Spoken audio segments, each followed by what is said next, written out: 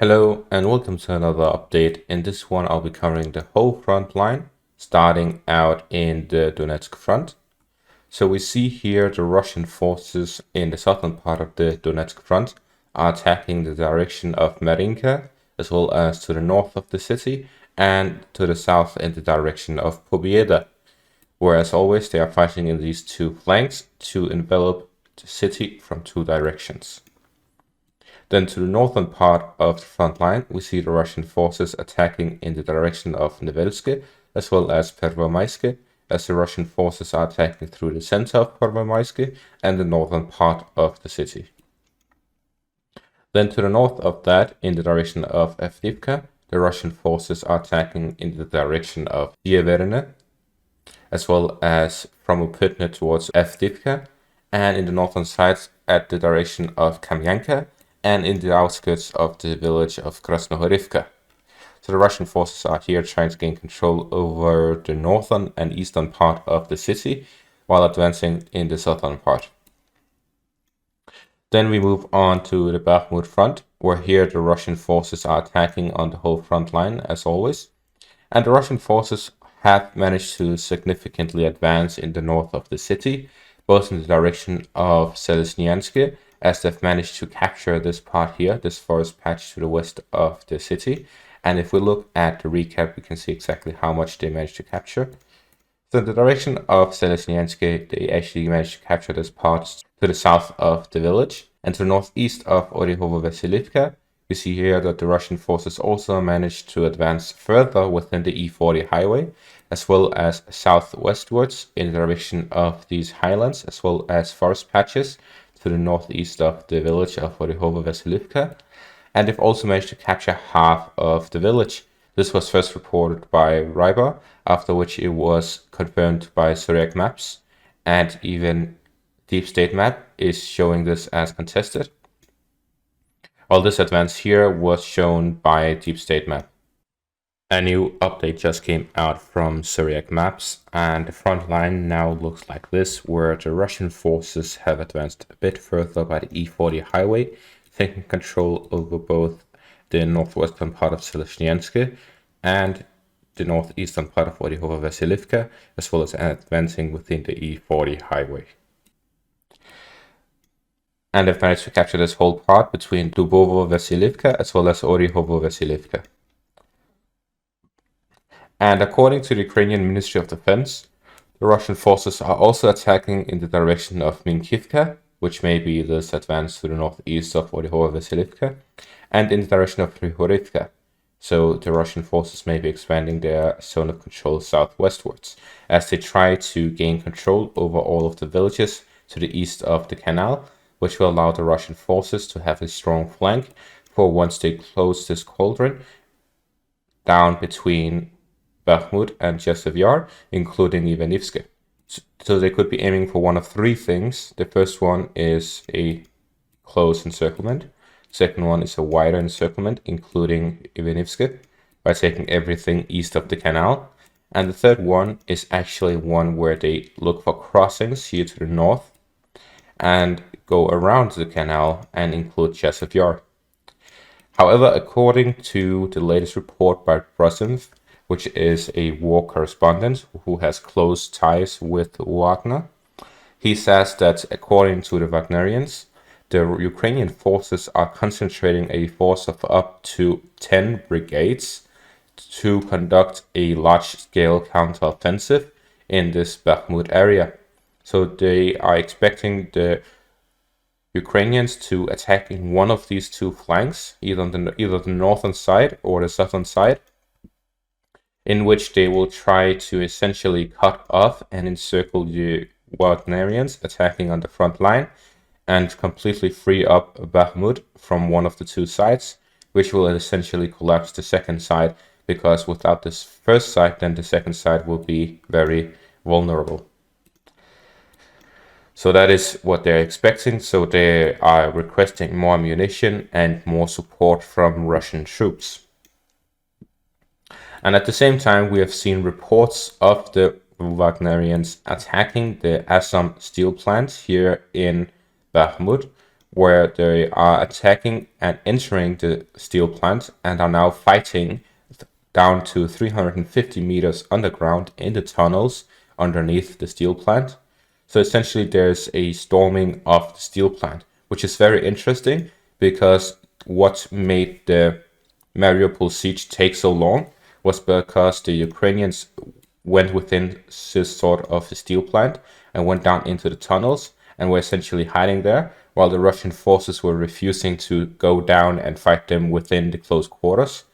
However, we see the Wagnerians actually going inside and fighting within it, which means that we cannot see a situation like Mariupol, where after an encirclement the city holds for months, because the Wagnerians have shown that they're willing to go to the most fortified place and just storm it. So this, of course, will give the Wagnerians much more casualties than if they just encircled it and waited it out. However, it gives them a much quicker capture of the city, as there's no 3 months siege. Also, it seems like that the Ukrainians have actually conducted some sort of partial evacuation of the city, as there's been a lot of videos of Ukrainian troops going in and out of the city, but mostly out of the city. And at the same time, according to militaryland.net, there are 4 different brigades within the city. Then we have this border detachment of volunteers, and then we have the Free Russia Regiment, as well as a Shaman detachment. So essentially, we're seeing a regiment, 2 detachments, and 4 brigades. If these were at 50% strength, which is about the estimate you should take when they've been in the front line for weeks within a city that is being sieged, then we have about 10,000 troops at most. And compared to that, we had between 10 and 20,000, so most likely they have withdrawn about the 10,000 troops from the city, so that it is at most 10,000. While we have seen some videos suggesting that most of the fighting force is actually in the 93rd Mechanized Brigade, as we've seen videos where they have been located here to the northeastern part, as well as the eastern part and the southern part. So this whole part is held by the 93rd Mechanized Brigade. Then the other brigades must be holding the roads as well as the steel plant. And then the final one here in the western outskirts of the city, the heavily fortified residential area with a lot of high-rise buildings. While these smaller detachments and regiments are most likely just supporting whichever needs help at whatever time.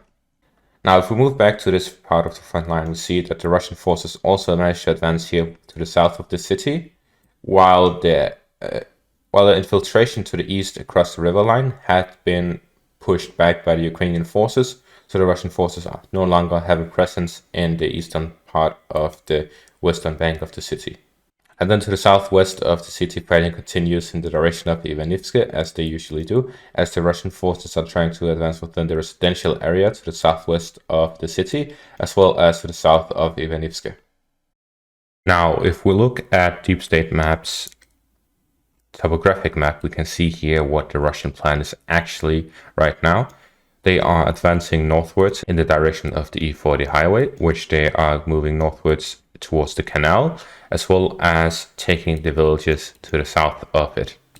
So they're essentially trying to take the high ground to the east of the canal while advancing towards the canal itself. So they'll be moving in this direction as they go by, which will continuously allow them to have the high ground when storming the villages to the south of it, because the farther north you go, the more high ground you have. So essentially what we're seeing right now is that the Russians are using the roads to get the high ground positions, and then once the dirt dries, they'll use the high ground to advance outside of the roads towards the villages to the south. That is most likely what they are going to do. Alright, so I went outside because I thought I don't know exactly how the weather conditions are in Ukraine. However, I know what it is exactly here. So I thought I could give this perspective as it is very similar. So here we have some dirt and you can press on it, nothing sinks. And this is because yesterday we had some snow, today we are having a lot of rain, some showers, not exactly a lot. And in Ukraine we are having 3 to 4 days of sun, while here in Denmark we are having a lot of rain. So this is Ukraine this past week. However, even with this amount of rain, it's not a lot like in Ukraine, but with this amount, we see that the Ukrainians are actually going to have a lot less muddy weather. That is because of the sun being out and the degrees being in double digits. Today it is 6 to -3 at night, but tomorrow will be about 10 degrees Celsius. So essentially what we're seeing is that the mud is going to dry up in the coming days, in a day or two, because of the sun being out and the digits being in the positives. Then we move on to the north of the city in the direction of Soledar, where the Russian forces are attacking in the direction of Vesyukivka as well as Fedorivka, as they are trying to gain better positions here to the northwest of the city. And they are also attacking to the south of Kreminna in the direction of Deborova, as well as Shipilivka area, west of Shipilivka, in the forest line here to the southwest of Kreminna, and in the direction of Bilovarivka. And for the northwest of Kreminna, fighting continues west of Yonupivka, south of Loshenka, and in the Makivka area. So they are continuing their attacks here in this direction as well. And that is all for this update. Thank you for watching and have a great day.